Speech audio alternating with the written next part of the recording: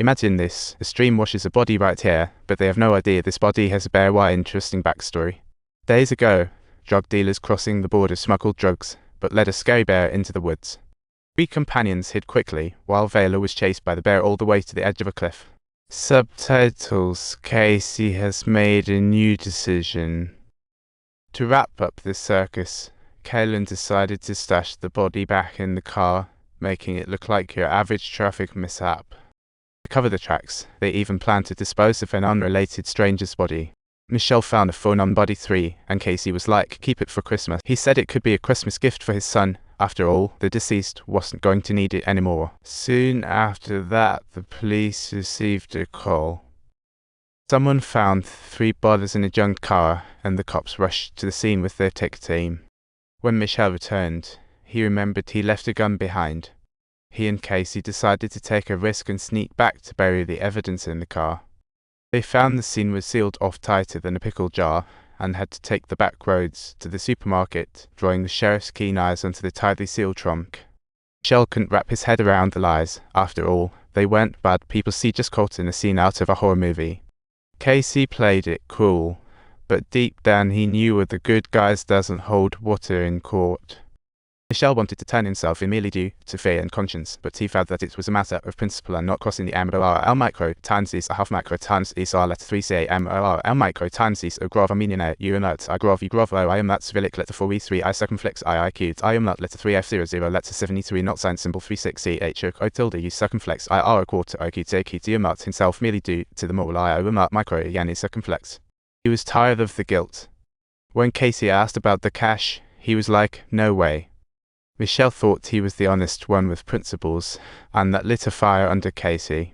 Subtitles: Casey responded coldly, you're handing over money again today to report Michelle for murder. The sheriff's investigation hit a big breakthrough. Turns out the deceased weren't just tourists, they were seasoned drug dealers. This discovery had the sheriff connecting dots faster than a game of connect the dots from last year's drug bust. The sheriff immediately suspected that those 3 drug mules were linked to the couple's drug deal. Then a photo taken at the scene caught the sheriff's attention. On the back seat of that BMW involved in the accident, there appeared a hairpin. The hair clip appears ordinary, but it's actually the style often used by the sheriff's daughter, Blanche. Blanche admitted she borrowed that BMW for a date, but insisted there was no body in it at the time. So, it proved that someone must put the body in there later. Michelle and Casey approached Sabin, the sketchy club owner, hoping he'd cook up an alibi for them that night. A small fortune promised. Sabin immediately agreed. Conveniently, he was refurbishing some club setups. The next day, Casey was floored to see Michelle had splurged the stolen cash on an enormous TV. He even returned a big chunk of the stash, and Casey lost it. How could we account for this? We can't just be making money. What did you tell him, Jiang? Because he's off to talk to the bank. How can $5,000 not be a profit?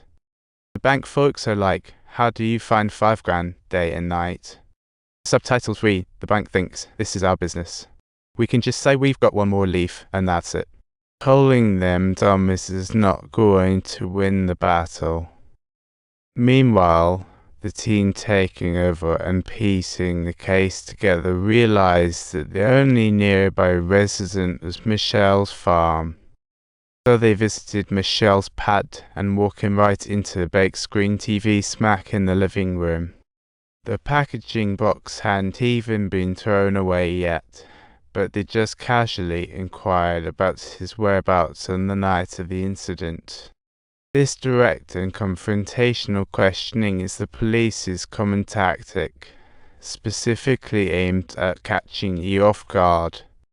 Subtitles: Michelle stated that he had stayed at the club all night, while the police exerted pressure on him.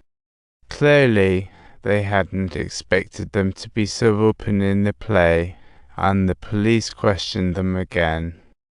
Michelle displayed an ambiguous attitude, constantly rubbing her hands and appearing quite uneasy.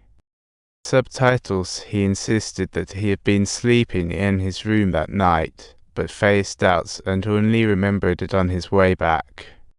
The police records indicated that this couple was clearly lying. Fed up with the condemnation of her conscience, Michelle took the initiative to confess everything to the priest. The priest listened quietly, being calm and non-judgmental. When Michelle mentioned the €2 million in his bag, the priest's eyes glimmered for a moment. Facial expression researchers believe that these emotions can appear on the face instantly and then vanish quickly. To Michelle's great surprise, the priest not only didn't demand his confession, but also offered a suggestion. Instead of guilt-laden hoarding, maybe put the dirty money in church custody. It might lighten the load. Michelle hesitated, mentioning Casey wouldn't agree, and the priest, all about that purity, encouraged him to bring the cash to church the next day. Don't forget to subscribe to our channel for more amazing content.